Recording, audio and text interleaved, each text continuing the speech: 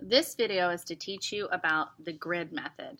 So the grid method is a technique that artists use usually to reproduce a photograph. If you have a photograph, you want to draw what's on the photograph, but maybe it's a different size, then you can use the grid method.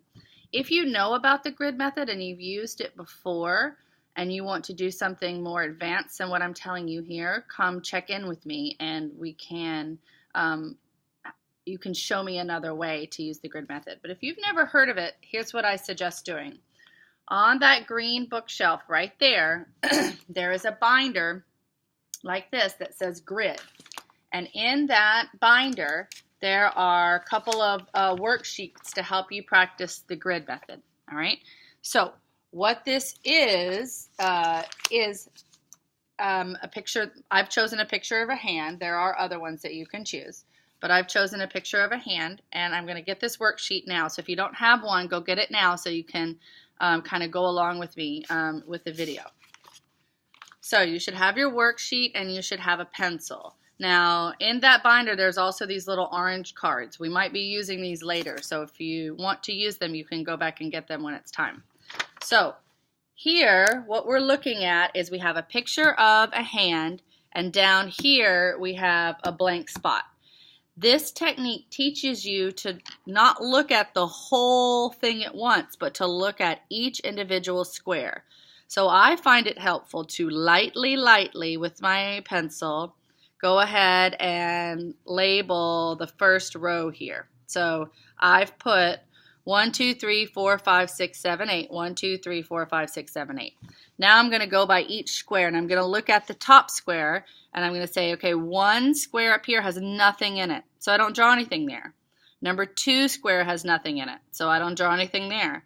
Number 3 square. Now I'm having trouble just looking at this 3 square. My eye keeps wanting to look over the whole hand. If that's happening to you, here's what you should do. Take one of these orange viewfinders and put it on just that square.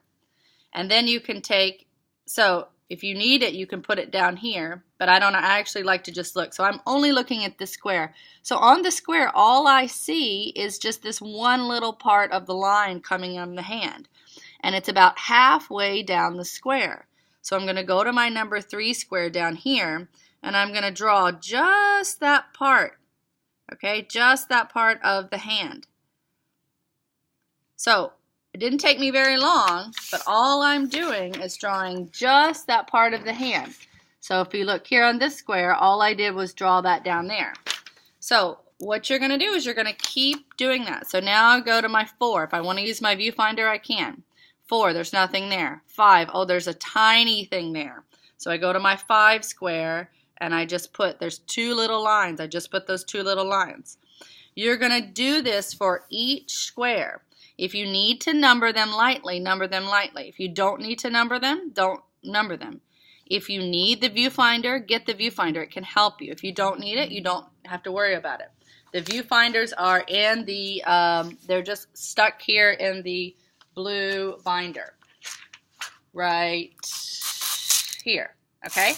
So this is just to show you an example of the grid. So then when you start doing your project, if you print something off and you want to draw it, this will be a good technique to use. And I will show you how to actually make the grid on the photograph. But now I just want you to know what a grid is and how to use it, and to train your brain to just look at one part of an object at a time.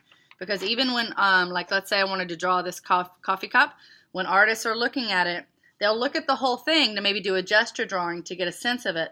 But when they start drawing, they're usually looking at one little part at a time to get everything correct.